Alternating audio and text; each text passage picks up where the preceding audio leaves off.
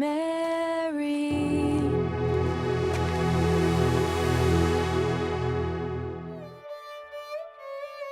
Bible പുതിയ നിയമത്തിലെ 4 സുവിശേഷങ്ങളിലും മറിയം കടന്നുവരുന്നുണ്ട്. എന്നാൽ മറിയത്തിന്റെ ജനനത്തെക്കുറിച്ചോ മാതാപിതാക്കളെക്കുറിച്ചോ ബാല്യകാല ജീവിതത്തെക്കുറിച്ചോ ബൈബിളിൽ ഒന്നും പറയുന്നില്ല. ബൈബിളിൽ ഉൾപ്പെടുത്തിയിട്ടില്ലാത്ത അപ്രാമാണിക സുവിശേഷങ്ങളായ യാക്കോബിന്റെ സുവിശേഷം, മറിയത്തിന്റെ ബാല്യകാല സുവിശേഷം, വിശുദ്ധ യാക്കോബിന്റെ അനുകരണ ഗ്രന്ഥം എന്നിവയിൽ മറിയത്തെക്കുറിച്ച് ഒരുപാട് കാര്യങ്ങളുണ്ട്. ആ കഥകൾ ക്രമത്തിൽ കൂട്ടിച്ചേർത്താണ് ഇന്നത്തെ വീഡിയോ തയ്യാറാക്കിയിരിക്കുന്നത്. മറിയത്തിന്റെ അച്ഛനായ ജോവാക്കിം ഗലീലിയക്കാരനായിരുന്നു. അമ്മ അന്ന ബേത്ലഹേംകാരിയും. മക്കളില്ലാത്തതിനാൽ ഇവർ വല്ലാതെ സങ്കടപ്പെട്ടിരുന്നു.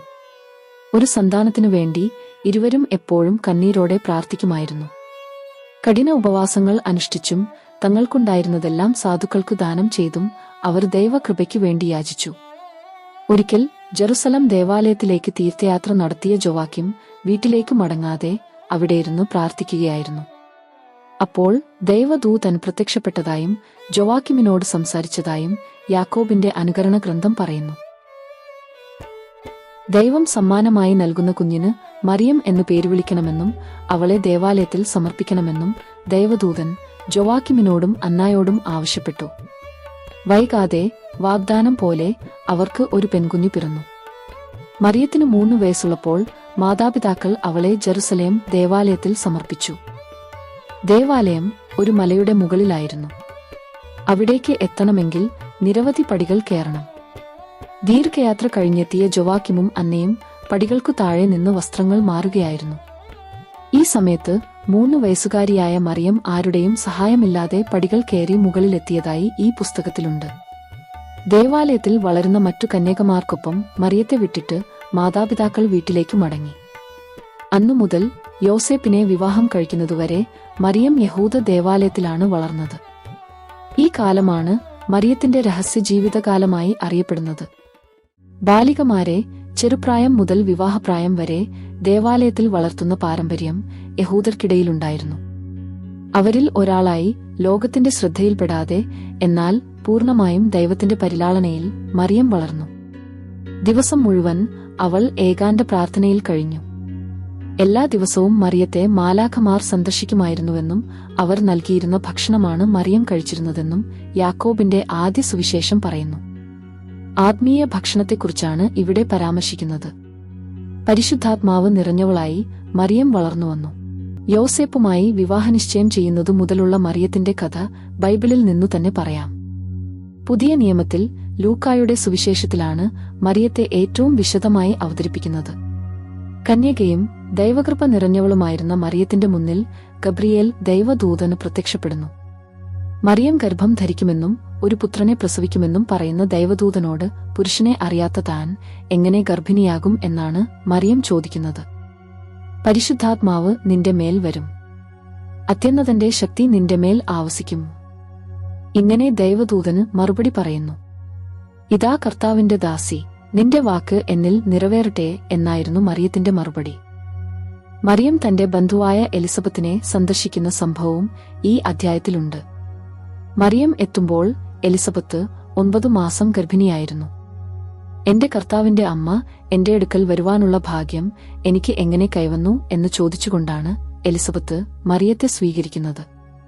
യേശു ജനിക്കും മുൻപുതന്നെ യേശുവിനെ കർത്താവേ എന്ന് എലിസബത്ത് വിളിക്കുന്നതും ഈ സമയത്ത് എലിസബത്തിന്റെ ഉദരത്തിൽ കിടക്കുന്ന ശിശു കുതിച്ചു ചാടിയതും മറിയത്തിന്റെ ദിവ്യത്വത്തിനു മികച്ച തെളിവുകളാണ്. മറിയത്തിന്റെ സന്ദർശനത്തോടെ എലിസബത്ത് പരിശുദ്ധാത്മാവു നിറഞ്ഞവളായി എന്നു ബൈബിൾ പറയുന്നു. ഇപ്പോൾ മുതൽ സകല തലമുറകളും എന്നെ ഭാഗ്യവതി എന്നു പ്രകീർത്തിക്കും എന്നു പാടി മറിയം ദൈവത്തിനു സ്തോത്രഗീതം ആലപിക്കുന്നതും ഈ ഭാഗത്തു വായിക്കാം. മറിയം പരിശുദ്ധാത്മാവിനാൽ നിറഞ്ഞവളായിരുന്നു. അവളുടെ സാന്നിധ്യം കൊണ്ടു മാത്രം എലിസബത്തിലും പരിശുദ്ധാത്മാവ് നിറഞ്ഞു.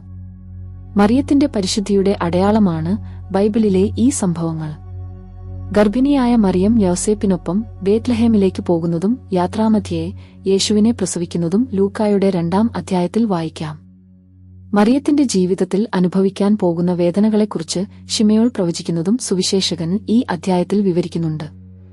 യേശുവിനെ ദേവാലയത്തിൽ കൊണ്ടു ചെല്ലുമ്പോൾ ശിശുവിനെ കൈയിലെടുത്ത് ദൈവത്തെ പ്രകീർത്തിച്ചിട്ട് ശിമയോൻ മറിയത്തോട് ഇങ്ങനെ പറഞ്ഞു: നിന്റെ ഹൃദയത്തിലൂടെ ഒരു വാൾ കടക്കും. ശിമയോന്റെ ഈ പ്രവചനം മറിയത്തിന്റെ ഭാവി ജീവിതത്തിൽ സംഭവിക്കാൻ പോകുന്ന വ്യാകുലതകളെ സൂചിപ്പിക്കുന്നു. 12-ാം വയസ്സിൽ യേശുവിനെ ജെറുസലേം ദേവാലയത്തിലെ ജനത്തിരക്കിൽ കാണാതാവുന്ന സന്ദർഭവും ലൂക്കായുടെ സുവിശേഷത്തിലുണ്ട്. ബാലനായ യേശുവിനെ തിരഞ്ഞ് മറിയം പരവേശപ്പെട്ട് അലയുന്നതും ഒടുവിൽ കണ്ടുമുട്ടുന്നതും അതീവ ഹൃദ്യമായി ബൈബിൾ വിവരിക്കുന്നു. യേശുവിന്റെ ആത്മീയമായ വളർച്ചയിൽ മറിയത്തിനു സുപ്രധാന സ്ഥാനമുണ്ട് എന്നതിൽ സംശയമില്ല. യേശുവിന്റെ ബാല്യകാലത്തുതന്നെ പിതാവായ യൗസേപ്പ് മരിച്ചുവെന്നാണ് കരുതപ്പെടുന്നത്. പിന്നീടുള്ള കാലം മറിയവും യേശുവും ഒന്നിച്ചു ജീവിച്ചു. ഒന്നിച്ച് വേദപുസ്തകങ്ങൾ വായിച്ചു, ഒന്നിച്ചു പ്രാർത്ഥിച്ചു, ഒന്നിച്ച് അപ്പം മുറിച്ചു. മറിയത്തിന് യേശുവിലുള്ള സ്വാധീനം വ്യക്തമാക്കുന്ന ബൈബിൾ ഭാഗമാണ് യോഹന്നാന്റെ സുവിശേഷത്തിൽ വിവരിക്കുന്ന കാനായിലെ കല്യാണവിരുന്ന്. മറിയം ഒരു വിവാഹത്തിൽ പങ്കെടുക്കുകയായിരുന്നു. ആ വിവാഹസ്ഥലത്ത് ശിഷ്യന്മാരുമായി യേശുവും എത്തിച്ചേർന്നു. സൽക്കാരത്തിനുള്ള വീഞ്ഞ് തീർന്നുപോയതായി യേശുവിനെ അറിയിക്കുന്ന മറിയം അവരെ സഹായിക്കാനും യേശുവിനോട് ആവശ്യപ്പെടുന്നു. സ്ത്രീയെ, എനിക്കും നിനക്കും എന്ത്? എന്റെ സമയം ഇനിയും ആയിട്ടില്ല എന്നായിരുന്നു യേശുവിന്റെ മറുപടി. എന്നാൽ മകന്റെ വാക്കുകൾക്കു ചെവികൊടുക്കാതെ പരിചാരകരോട് അവൻ നിങ്ങളോട് പറയുന്നതുപോലെ നിങ്ങൾ ചെയ്യുവിൻ എന്നു മറിയം പറയുന്നു. അമ്മയുടെ ആവശ്യം നിരസിക്കാനാവാതെ 6 കൽഭരണികളിൽ നിറച്ച വെള്ളം വീഞ്ഞാക്കി മാറ്റി യേശു തന്റെ ആദ്യ അടയാളം പ്രവർത്തിച്ചു. യേശുവിന്റെ മരണസമയത്തും മറിയം അടുത്തുണ്ടായിരുന്നു. കുരിശിൽ കിടന്നുകൊണ്ട് തന്റെ അമ്മയെ ശിഷ്യനായ യോഹന്നാന്റെ കൈയിൽ യേശു ഏൽപ്പിക്കുന്നു. സ്ത്രീയെ, ഇതാ നിന്റെ മകൻ എന്ന മറിയത്തോടും ഇതാ നിന്റെ അമ്മ എന്ന് യോഹന്നാനോടും യേശു പറയുന്നു. യേശുവിന്റെ മരണശേഷം യോഹന്നാനൊപ്പം ജെറുസലേമിലാണ് മറിയം താമസിച്ചിരുന്നതെന്ന് ആദിമസഭാ പിതാവായ തെർത്തുല്യൻ എഴുതിയ ലേഖനം സൂചിപ്പിക്കുന്നു. എന്നാൽ യോഹന്നാന്റെയൊപ്പം മറിയം എഫേസൂസിലേക്ക് പോയെന്ന് മറ്റു ചില ഗ്രന്ഥങ്ങളിലുണ്ട്. AD 66 ശേഷമാണ് യോഹന്നാൻ എഫേസൂസിലേക്ക് പോയത് എന്നതിനു തെളിവുകളുണ്ട്. അങ്ങനെയെങ്കിൽ ആ സമയത്ത് മറിയത്തിന് 90 വയസ്സിനു മുകളിൽ പ്രായമുണ്ടായിരുന്നിരിക്കണം. തുർക്കിയിലെ മറിയത്തിന്റെ വീട് ഇന്ന് ഒരു തീർത്ഥാടന കേന്ദ്രമാണ്. ക്രിസ്ത്യന്, ഇസ്ലാം മതവിശ്വാസികൾ ഇവിടെ സന്ദർശനം നടത്തുന്നു. ജെറുസലേമിലെ സിയോൻ മലയിലുള്ള യോഹന്നാന്റെ ഭവനത്തിൽ വെച്ചാണ് മറിയം മരിച്ചതെന്ന് മറ്റു ചില പുരാതന ഗ്രന്ഥങ്ങൾ പറയുന്നു. മരണസമയം അടുത്തപ്പോൾ യാത്രയിലായിരുന്ന യോഹന്നാൻ തിരികെയെത്തി. ലോകത്തിന്റെ വിവിധ ഭാഗങ്ങളിൽ സുവിശേഷ പ്രവർത്തനം നടത്തുകയായിരുന്ന യേശുവിന്റെ ശിഷ്യന്മാരെല്ലാം പരിശുദ്ധ മാതാവിന്റെ മരണത്തിനു സാക്ഷിയാകാനെത്തിയെന്നാണ് പാരമ്പര്യ വിശ്വാസം. പത്രോസ് ശ്ലീഹ മാതാവിനെ കിടക്കയിൽ കിടത്തി. ശിഷ്യന്മാർ എത്തിയപ്പോൾ മറിയം കണ്ണുതുറന്ന് ഓരോരുത്തരെയും നോക്കി. മാതാവിനെ ശുശ്രൂഷിക്കുവാൻ അവിടെയുണ്ടായിരുന്ന സ്ത്രീകളും യേശുവിന്റെ ശിഷ്യന്മാരും മുറിയിൽ ചുറ്റും നിന്നു. പത്രോസിന്റെ നേതൃത്വത്തിൽ അവർ പ്രാർത്ഥിച്ചു. മരണം എത്തിക്കഴിഞ്ഞു എന്നു മനസ്സിലായപ്പോൾ മറിയം എല്ലാവരോടും യാത്ര പറഞ്ഞു. യേശു കുരിശിൽ തൂങ്ങി മരിച്ച അതേ സമയത്ത് 9-ാം മണിക്കൂറിൽ ആ കണ്ണുകൾ അടഞ്ഞു. മറിയം നിത്യനിദ്രയിലേക്ക് പതിച്ചു. മറിയം സ്വർഗത്തിലേക്ക് എടുക്കപ്പെടുകയായിരുന്നു എന്നൊരു വിശ്വാസവും ക്രിസ്ത്യാനികൾക്കിടയിലുണ്ട്. കൃത്യമായ തെളിവുകളില്ലെങ്കിലും ഐതിഹ്യം പോലെ ഇത് പുരാതനകാലം മുതൽ തന്നെ പ്രചരിക്കുന്നു. ക്രിസ്തുശിഷ്യനായിരുന്ന തോമസിന്റെ സാക്ഷ്യമാണ് ഈ വിശ്വാസത്തിന് ബലം നൽകുന്നത്. മറിയം മരിക്കുമ്പോൾ തോമസ് അടുത്തില്ലായിരുന്നു. 3-ാം ദിവസം തോമസ് എത്തിയപ്പോൾ കുഴിമാടത്തിലേക്ക് പോയെങ്കിലും അത് ഒഴിഞ്ഞുകിടക്കുന്നതായാണ് കണ്ടത്. പെട്ടെന്ന് വലിയൊരു പ്രകാശം സ്വർഗത്തിലേക്ക് എടുക്കപ്പെടുന്നതായി തോമസ് കണ്ടുവെന്നും മറിയം തന്റെ മേലങ്കി തോമസിനു ഇട്ടുകൊടുത്തെന്നുമാണ് വിശ്വാസം. മറിയവുമായി ബന്ധപ്പെട്ട് ഇത്തരത്തിൽ ആയിരക്കണക്കിനു കഥകളും വിശ്വാസങ്ങളും ഉണ്ട്. മറിയത്തിന്റെ ജനനം, പ്രാർത്ഥനാലയത്തിലെ ജീവിതം തുടങ്ങിയവ പരിശുദ്ധ ഖുറാനിലുമുണ്ട്. മറിയത്തിന് അല്ലാഹു മഹനീയ സ്ഥാനം നൽകിയിരിക്കുന്നതായി പറയുന്ന ഖുറാനിൽ മരിയം എന്ന പേരിൽ ഒരു അധ്യായം തന്നെയുണ്ട്. ഒരു സ്ത്രീയുടെ പേരിലുള്ള ഖുറാനിലെ ഏക അധ്യായവും ഇതുമാത്രമാണ്. എന്നാൽ മറിയത്തിന്റെ പിതാവിന്റെ പേര് ജോവാക്കിം എന്നല്ല, ഇമ്രാൻ എന്നാണ് ഖുറാനിൽ രേഖപ്പെടുത്തിയിരിക്കുന്നത്. ഭാരതീയ മതങ്ങളിൽ ദേവി ജഗത് ജനനിയാണ്, പ്രപഞ്ചത്തിന്റെ മാതാവ്. അവൾ എല്ലാ ജീവജാലങ്ങളുടെയും ഗർഭപാത്രമാണ്.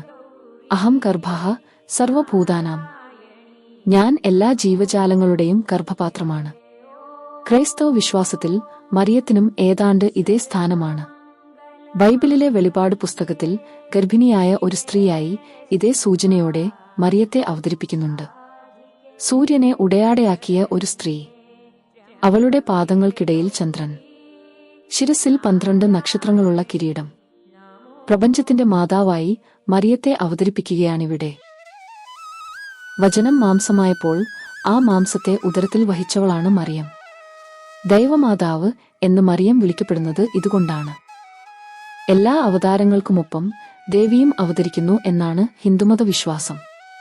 അത്തരത്തിൽ നോക്കിയാൽ യേശു ദൈവപുത്രനായി മനുഷ്യാവതാരം ചെയ്തപ്പോൾ ദേവി മാതാവായി അവതരിച്ചുവെന്നു കരുതാം. മറിയത്തോടുള്ള വിശ്വാസികളുടെ ഭക്തിക്കും മറിയത്തിലൂടെ ലഭിക്കുന്ന അനുഗ്രഹങ്ങൾക്കും മറ്റൊരു കാരണം ആവശ്യമില്ല.